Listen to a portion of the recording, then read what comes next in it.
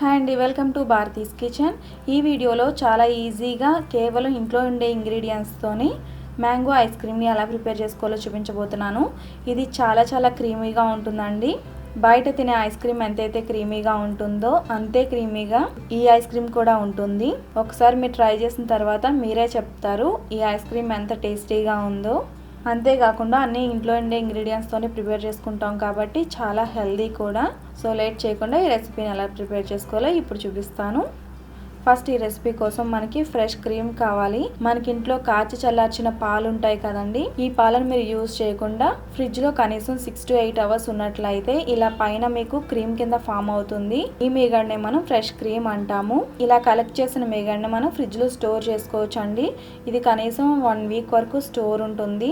ఇలా daily మీగడని collect చేసి పెట్టుకుంటే మీకు ఎప్పుడు కావాలంటే అప్పుడు ఫ్రెష్ క్రీమ్ మీకు ఇంట్లోనే దొరుకుతుంది అనమాట.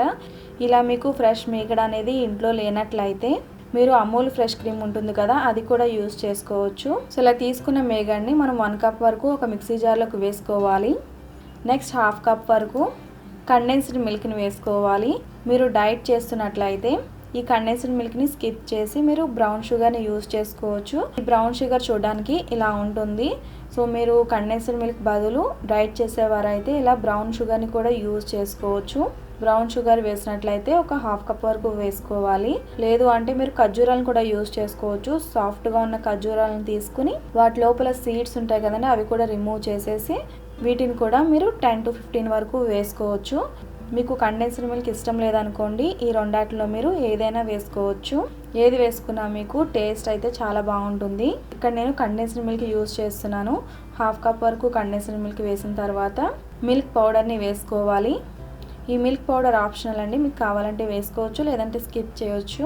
ఇక్కడ నేను 27 grams వరకు మిల్క్ పౌడర్ని వేసుకున్నాను. మిల్క్ పౌడర్ వేయడం వల్ల టేస్ట్ చాలా రిచ్గా చాలా బాగుంటుంది. నెక్స్ట్ మ్యాంగో పల్ప్ని వేసుకోవాలి. ఇక్కడ నేను 2.5 cups వరకు మ్యాంగో పల్ప్ని వేస్తున్నాను.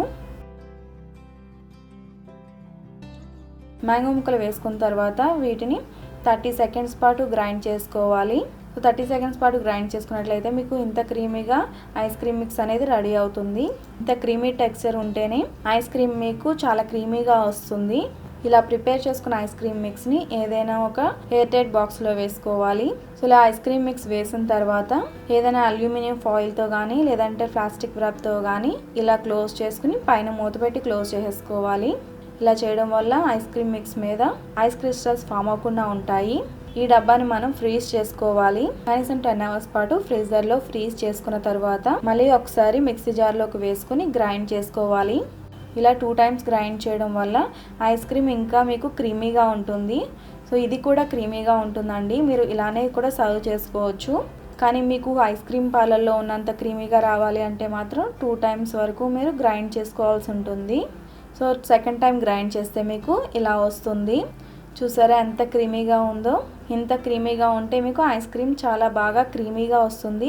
ఇలా గ్రైండ్ చేసుకున్న ఐస్ క్రీమ్ మిక్స్ని ఇలా ఏదైనా ఒక డబ్బాలో వేసుకుని మళ్ళీ ప్లాస్టిక్ వ్రాప్తో కానీ అల్యూమినియం ఫాయిల్తో కానీ ఇలా క్లోజ్ చేసుకుని మూత పెట్టి 10 to 16 hours పాటు ఫ్రీజర్లో ఉంచుకోవాలి.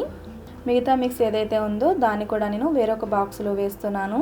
వేసవకాలం అయితే కనీసం 16 hours పాటు ఉంచుకోవాలండి. ఎందుకంటే బయట వేడి ఎక్కువగా ఉంటుంది కాబట్టి ఐస్ క్రీమ్ తయారవడానికి కొంచెం టైం పడుతుంది. ఫ్రిడ్జ్లో మీకు కూలింగ్ సరిగ్గా లేదనుకోండి, ఐస్ క్రీమ్ సరిగ్గా ప్రిపేర్ అవ్వదు.